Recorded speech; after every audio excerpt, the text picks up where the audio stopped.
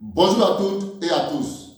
C'est un réel plaisir pour moi de vous retrouver encore cette semaine. J'espère que vous avez une meilleure santé.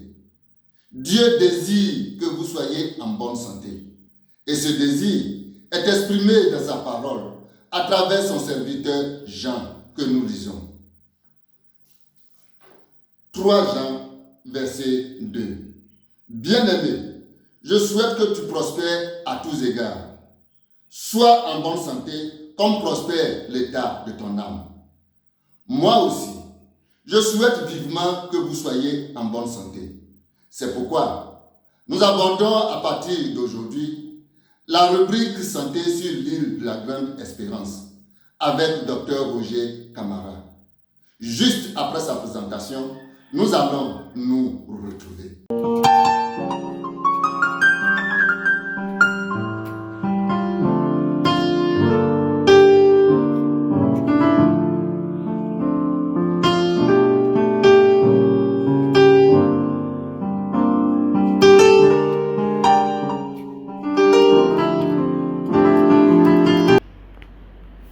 Bonsoir chers téléspectateurs, ce soir nous avons le privilège de nous entretenir avec vous sur un sujet important, notamment le diabète. Pour définir le diabète en fait c'est une élévation chronique du taux de glucose dans le sang et qui revient supérieur à 1,26 de manière répétée. C'est-à-dire en posant le diagnostic du diabète, on va faire d'abord dans un premier temps une glycémie à jeun. Quand c'est supérieur à 1,26, on se doit de répéter pour être sûr qu'on est en face d'une situation chronique. C'est pourquoi les sociétés savantes disent de répéter à 2 reprises le prélèvement. Une fois que ce taux de manière chronique, permanente, dépasse 1,26, grand par litre, le diagnostic de diabète est posé. Et sachez qu'il y a 2 types de diabète. Il y a le diabète de type 1 et le diabète de type 2.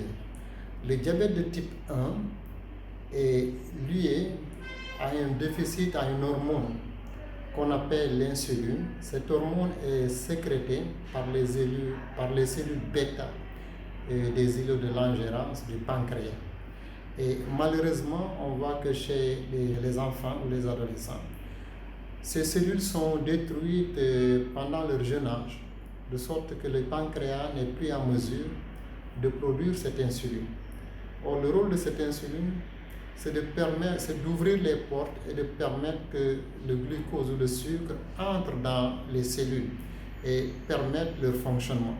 En fait, le glucose ou le sucre, sachez que c'est le combustible de l'organisme. Si vous avez un véhicule, pour pouvoir rouler, effectivement, il faut avoir du carburant. Le glucose, en fait, représente un peu ce carburant de l'organisme qui le permet de fonctionner.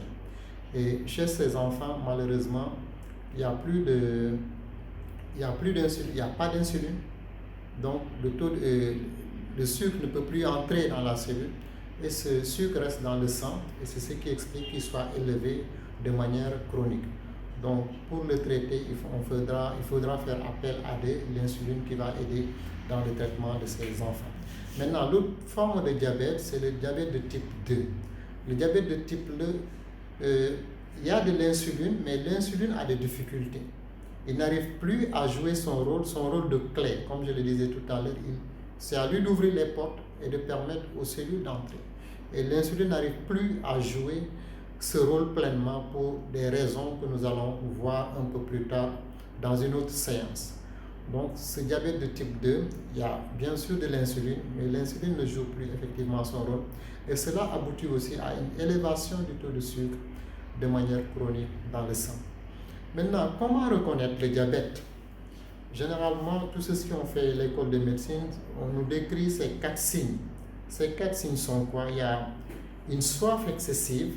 Celui qui est diabétique, il a tout le temps soif et il boit beaucoup. Donc cette soif le conduit à beaucoup boire et en retour, il urine beaucoup. Donc on a trop soif, on boit beaucoup, on urine beaucoup. L'autre chose, vous avez tout le temps faim, donc ce qui vous pousse à beaucoup manger et malgré ça, vous maigrissez. donc on parle de syndrome cardinal. On boit beaucoup, on urine beaucoup, on mange beaucoup, on maigrit. Et ce sont ces 4 signes de manière générale qui permettent de découvrir le diabète au niveau clinique. Ce sont les signes que quand quelqu'un les présente, très souvent ça oriente vers le diabète. Maintenant, le diabète, sachez que c'est une maladie chronique et qui va s'attaquer à la plupart des organes qui sont précieux, qui sont importants pour l'organisme. Nous avons les yeux qui peuvent être touchés, nous avons le cœur qui peut être touché, le rein, les artères, et cela va conduire à des complications qui sont de plus ou moins redoutables. Donc,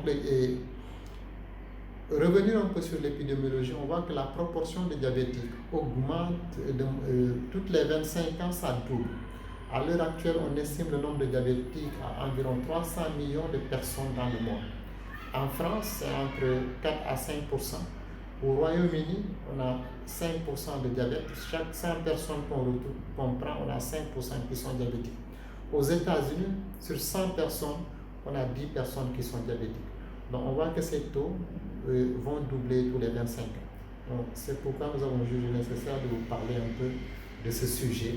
Et nous allons, dans les rubriques suivantes, aborder comment éviter, comment désamorcer le diabète. Mes chers amis, chers frères et sœurs, après la présentation du docteur Roger, je vous recommande vivement, au nom de notre Seigneur et Sauveur Jésus-Christ, de vous rapprocher d'un centre de santé afin de connaître votre statut par rapport au diabète. Car le diabète est une maladie subtile, dangereuse et chronique. Ne vous laissez donc pas surprendre par cette maladie. Faites votre part et le Seigneur fera le reste.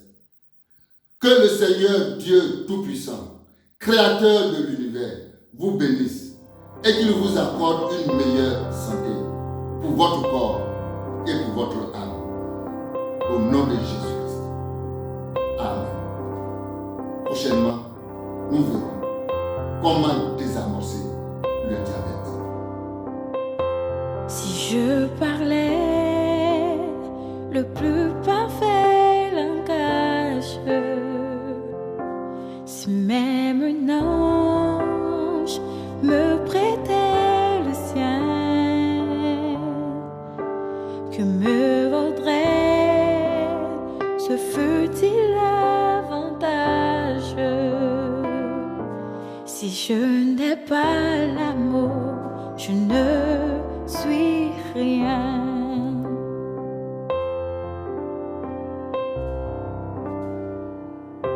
Je ne suis rien qu'un air qui résonne,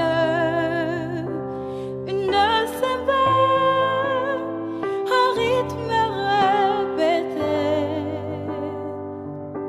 Tout manque encore aux grâces que Dieu donne. Si je n'ai pas l'amour, je ne suis rien.